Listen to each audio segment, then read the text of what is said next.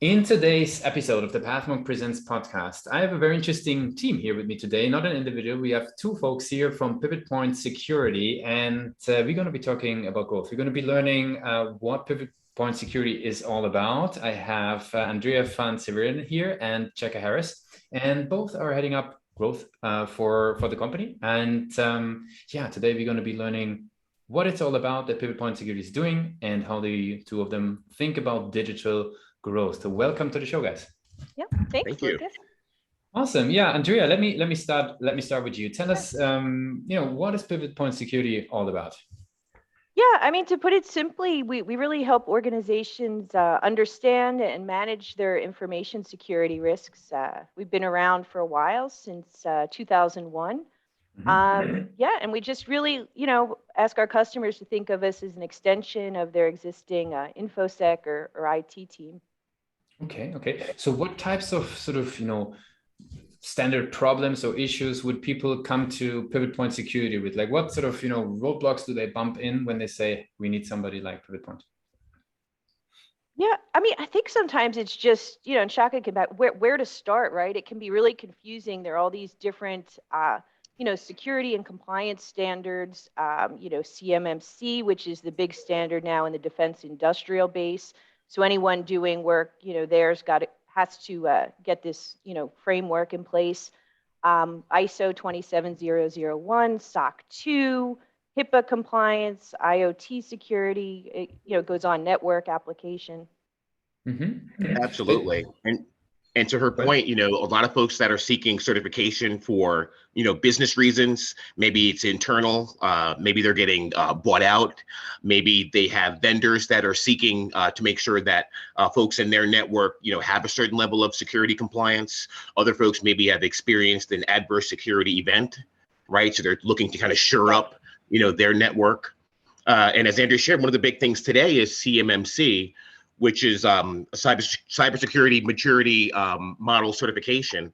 And what that does is it says, hey, like the defense industrial base, which obviously controls all the manufacturing for, our armed forces, wants to make sure that those plans, that everything relating to the defense industrial base, that it's secure. Right. And so they've created a standard to help make sure that folks that are serving the primes, like, like a Raytheon of the world, are as secure as Raytheon themselves. So that's one of the major areas that we're helping folks today.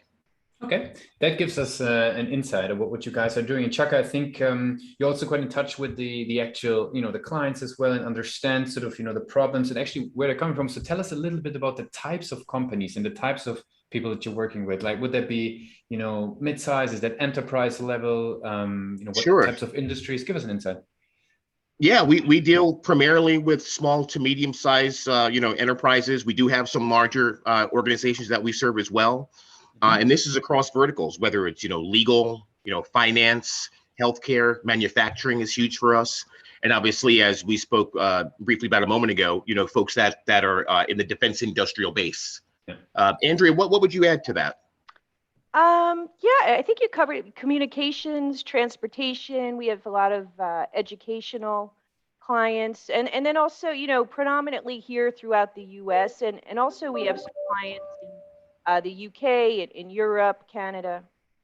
Very cool. And is that like a CTO, or is that a tech lead, or is it somebody specifically dedicated to security that is reaching out? Like, who's typically within the companies, raising the hand and say, hey, we need something, and somebody like PivotPointSecurity? Yeah, I mean, sometimes, depending on the size of the company and the team they have, they could have their own InfoSec department. Sometimes it's the information security team.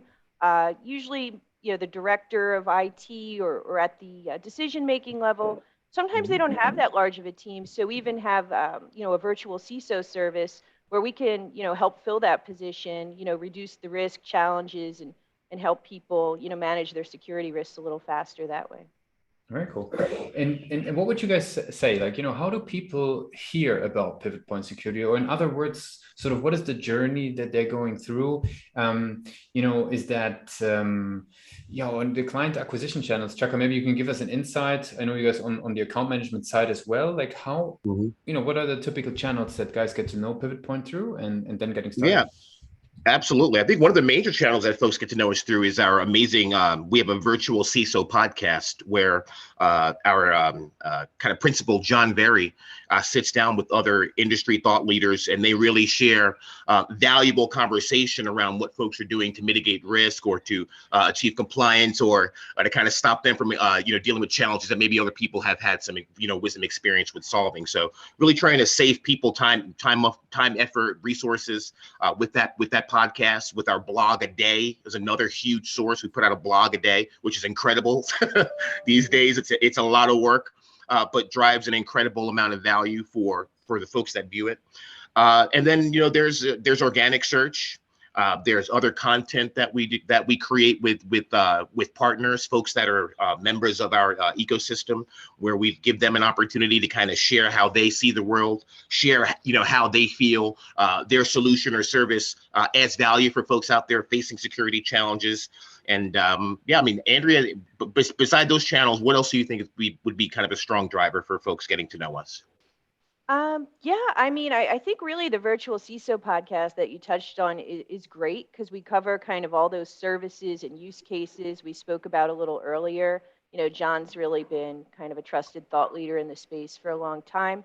And he also, in addition to that, I think we also, lend a hand to other industry panels, appear on other guest podcasts, have even, competitive types on ours just to help our customers and prospects get the best experience and relevant content to wherever they're at in the security journey.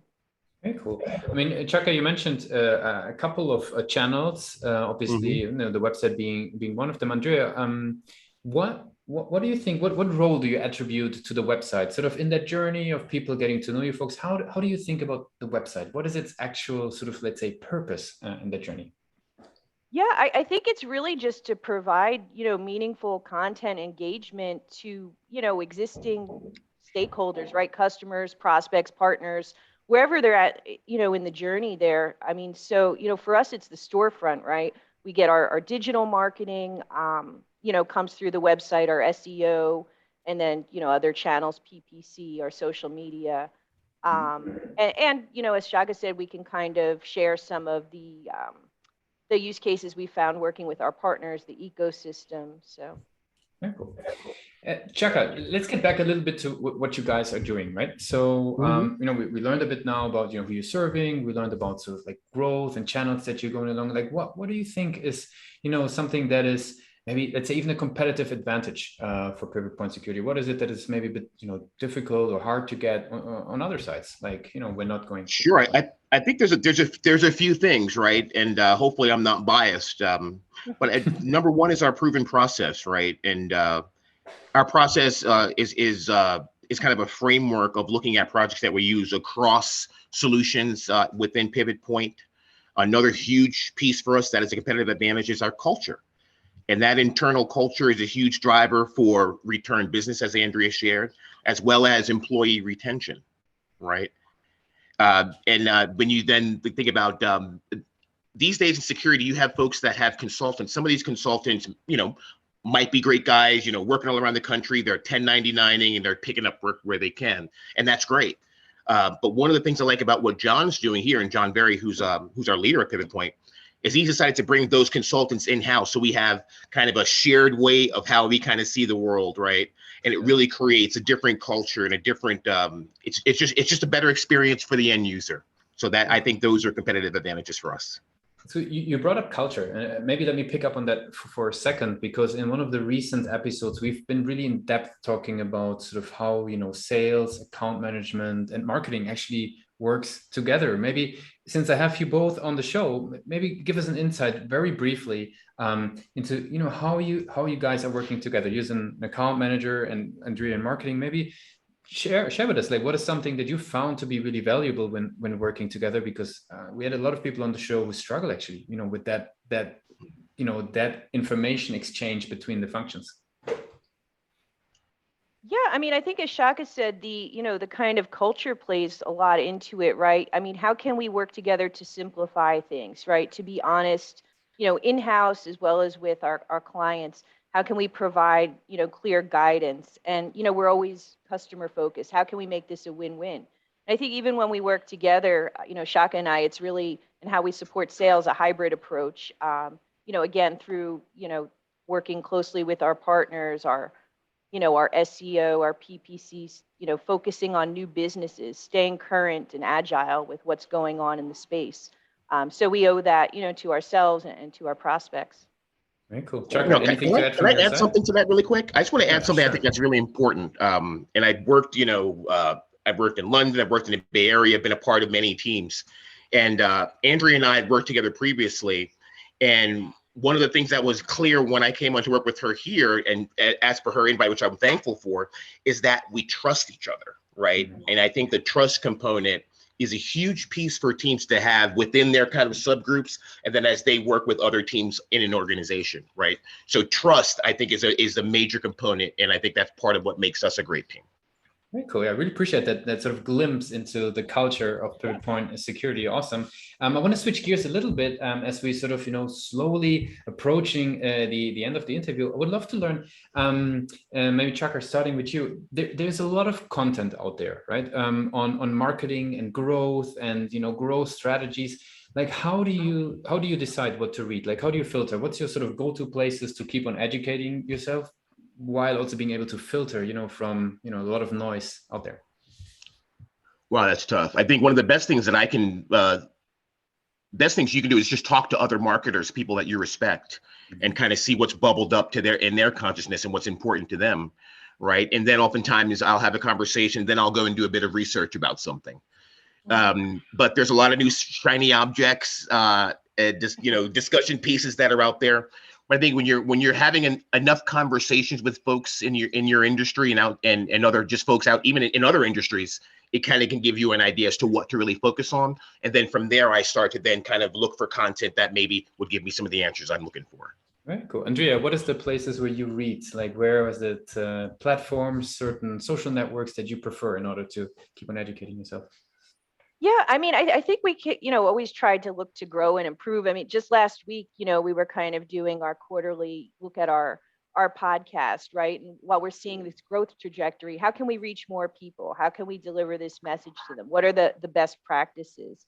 Similarly, even with, some of our ways to improve engagement, right? How can we, be closer to where customers are, where they're looking, right? They've read something, they've engaged, how can we make sure we're there to support where they're at in their journey? So I think, continually staying on top of that, right? New tools and things. And then also, internally we follow a process, that's called traction, and just staying, joining different groups on that, right? So where are we at in our 1 week, our 1 year, our 3 year, our 10 year? How are we supporting each other? How are we supporting our customers to meet that long-term and the shorter-term goals?